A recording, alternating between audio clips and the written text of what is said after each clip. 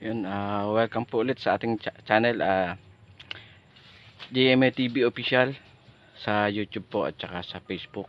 Maraming po salamat sa mga nanonood ng mga nakaraang unang part ng aking video. Mayroon na rin po akong pangalawang video, sana po mapanood niyo. Ngayon po, nandito po sa pangatlo na tayong part ng ating video. Nandito po ulit ako ngayon sa aking munting taniman. Ang gagawin ko po ngayon ay maglalagay tayo ng pataba sa kape, sa saging, kahit ano na yung nakatanim dito, lalagyan po natin ng pataba. Ang pataba ko pong ilalagay ngayon ay urea po ang tawag, 4600 yung atin pong pataba na itatanim ngayon dito sa ating mga tanim. Kaya abang-abang po ninyo yung kung paano po tayo maglagay ng pataba. Ayan. Pero po hindi ko lahat ito mabibidyohan kasi mayroon tayong hawak na timba, tapos wala tayong videographer para mapakita talaga ng buo sa inyo. Ang gagawin ko lang po para mapakita sa inyo yung kung paano lang, siguro mga ilang puno lang mapapakita ko. Pero lahat po ating lalagyan ng pataba, yung lahat ng ating tanim. Yun. Abang-abang lang po. Ganito po pala yung itsura ng ating pataba. Ayan. Yan ang itsura ng ating pataba nilalagay ngayon. Granular Premium yung nakapangalan sa kanya, urea 4600 yung nakalagay. Yan po yung ilalagay natin sa ating tanim ngayon. Ipapakita ko lang sa inyo kung paano tayo maglagay ng pataba. Paikot lang po sa ating tanim. Ganyan lang po ang paglalagay. Papakita ko habang kahit hindi pa nakalagay sa timba. Yan, ganyan po ang paglalagay. Yan. Ganda lang po ating ilalagay. Pero hindi po tayo lagi naglalagay. Siguro ilang buwan bago ulit tayo maglagay. Yan. Siguro mga 3 buwan bago ulit tayo maglagay. Pero yung iba sa mga napapanood ko, yung saging nila halos consistent na parang monthly, nilagyan na ng kaunting pataba yung kanyang tanim. Yun. Diyan po natin ilalagay yung ating pataba bago natin ikalat doon sa ating mga tanim. Ililipat natin para hindi tayo mahirapan po sa sako. Mahirap po magbitbit, medyo kalahating sako po kasi yan, medyo mahirap bitbitin, mahirap dalhin, kaya ilalagay muna natin sa timba. Ayan. Yan, abang-abang lang po. Papakita ko sa inyo mamaya pag nalagyan ko na lahat ng natapos na po ako sa aking paglalagay ng pataba.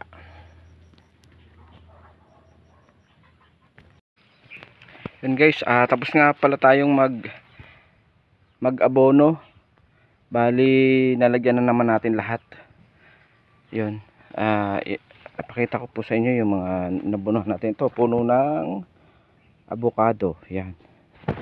Puno po, bagong tanim na avocado. Ayan, pati yung kape nalagyan natin. Ayan. Niyog, pati niyog. Ayan, senyorita, meron na rin. Tapos ito, puno yan ng langka, bagong tanim. Puno ng langka yan. Ito yung dahon ng langka. Tsura ng dahon ng langka. Yan po, ganyan yan. Tapos nga pala, may bunga na rin yung ating isang puno ng lakatan po yan. Hintay natin. Alam ko 70 days bago natin pa siya matiba, makuha. 70 days, pero mga 2 buwan pa mahigit bago natin siya makuha. Matagal, pero at least meron tayong makukuhang lakatan. Tapos nakakuha nga pala tayo ng senyorita, 2 buwig, tsaka isang tunda na puno na ng na hinog na, natuka na ng ibon. Yan. Uwi na lang natin yung pwede pang kainin. Hinog sa puno po yan, hindi yan kinalburo o pinersa ng hinog. Yan. Yan ang senyorita po natin, 2 buwig.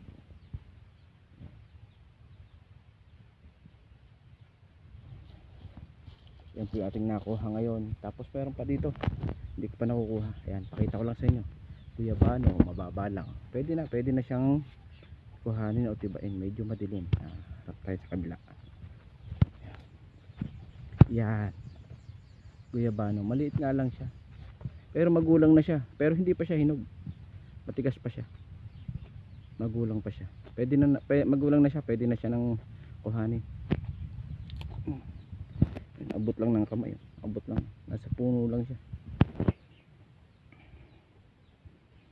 Yan. Ito, may puno rin tayo dito, medyo yan, langka rin yan. Yan, langka.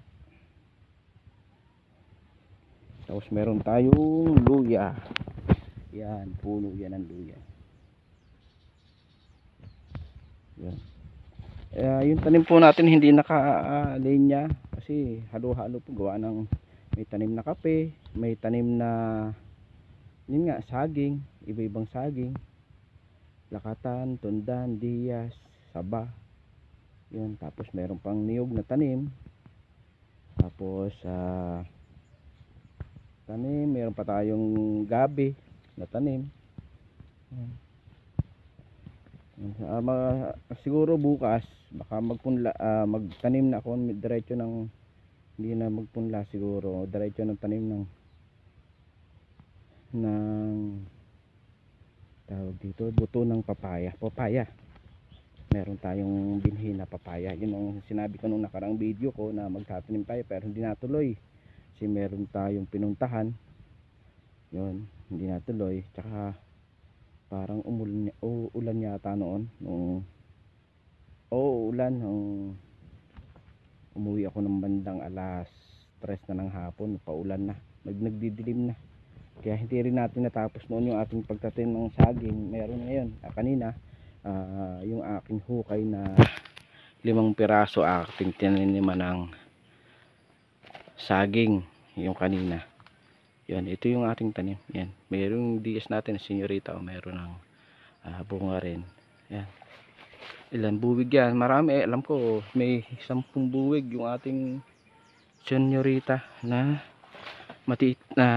may buwig na. Pero hindi pa matitiba. Siguro mga 3 linggo pa, 2-3 linggo pa bago natin makuha. At least meron tayong inaasahan na maaani. Diba? Sabi nga, yan nga, sabi ko nga, pag may itanim, tama, may aanihin. Tama naman talaga eh. Kaya tuloy-tuloy lang ang gagawin natin pagtatanim.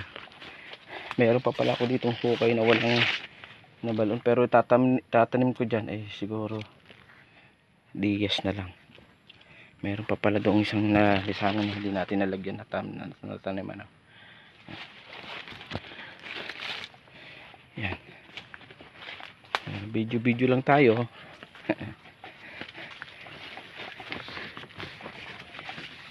Ito, mataas ang guyabano pero walang bunga. May bunga pero bubot pa. Makikita nyo yung bunga niya. Nasaan ba yun? Ayun. Ayun bunga niya.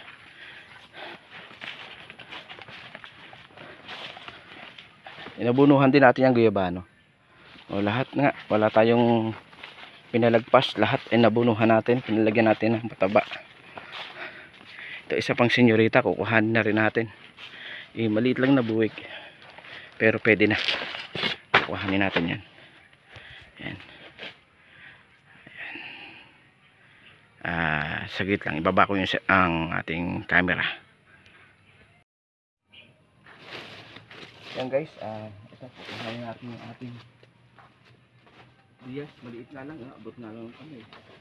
Pwede na ito, pwede natin ibenta. Darating daw yung aking tiyuhin bukas sa bayan ng Amadeo na nagkasakit yun eh. Bibigay na lang natin, papadala lang natin yung senyorit, yung ating nakuha. Alam ko taga Batangas yun. Alam ko mahilig sa saging yun, kaya bibigyan na lang natin ng saging na senyorita. Ipapadala lang natin. Pupunta yung nanay ko bukas sa bayan. Papadala lang natin yung ating nakuha ngayon. Saging na biya.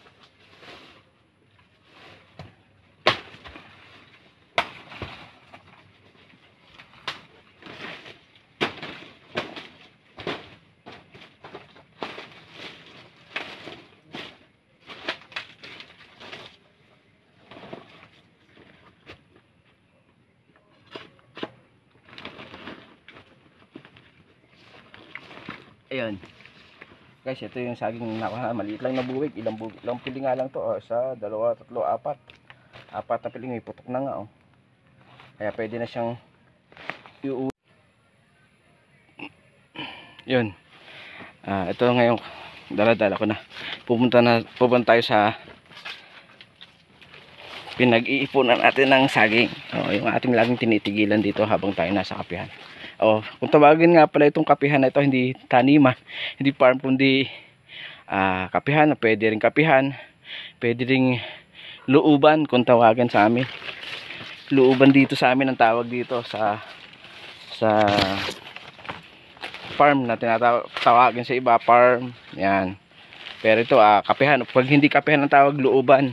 Pag sinabi mong looban, yan, ibig sabihin nun, pupunta ka sa kapihan o sa ating taniman. Ito mga pala bunga ng ating kape. Pakita ko sa inyo. Yan po yung bunga ng ating kape.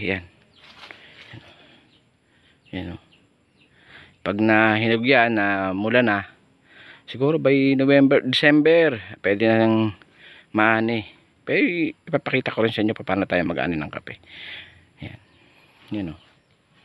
Yan. Marami rin naman.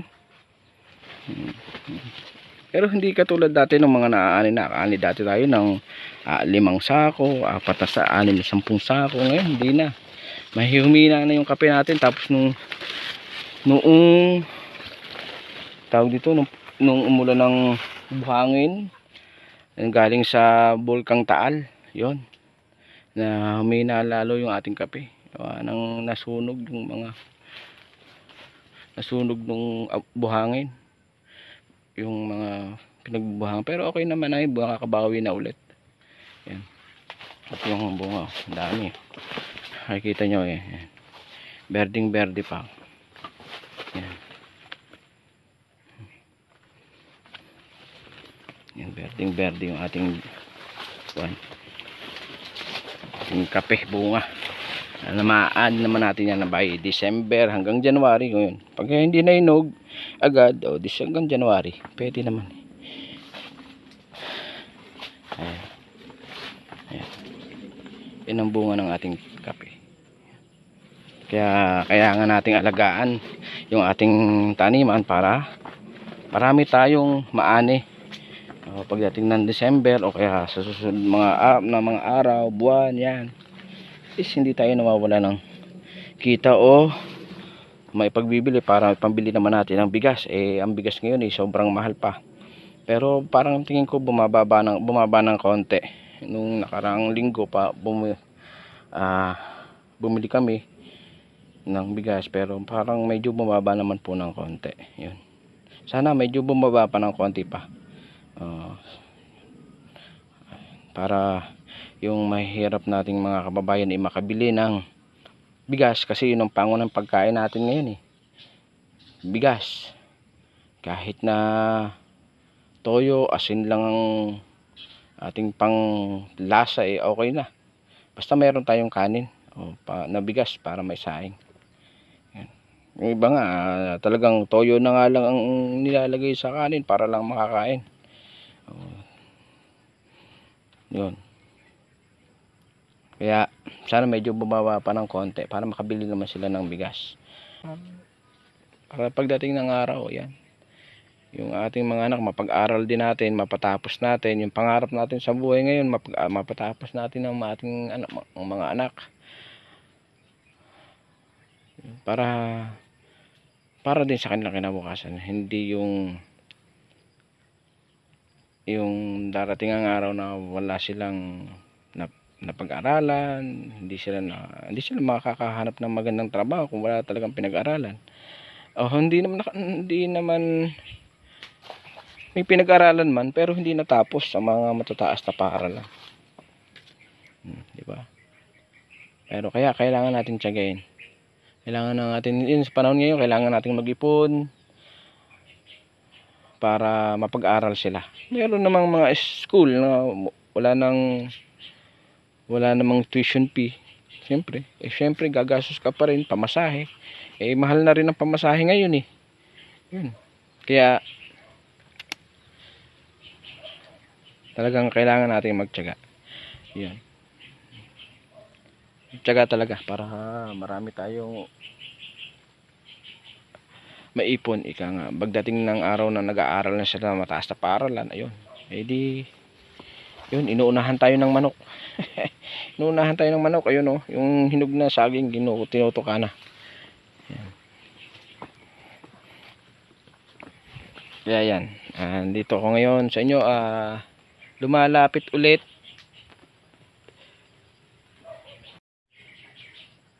Yan, dito po ako sa inyo sa harap ninyo na lumalapit ulit na sana suportahan nyo po yung aking YouTube channel, JMATV Official.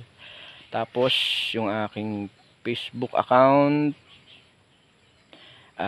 Jason ang Marquez Angkaw. Yan.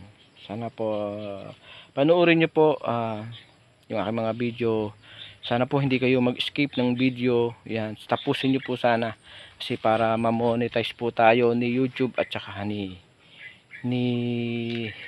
Facebook. Sana ma-monetize po tayo. Tapos syempre po hinihingi ko rin yung suporta. Papalo na lang po yung ating Facebook account.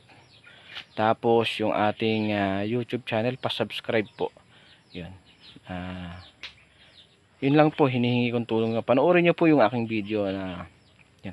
Tuloy-tuloy po natin gagawin. Nga lamang hindi tayo araw-araw makapag-video kasi umaga papasok tayo sa trabaho, alis tayo ng 7 sa bahay. Ang uwi natin gabi na, magtete na ng gabi yung ating uwi. Kaya hindi na tayo makakapag-video.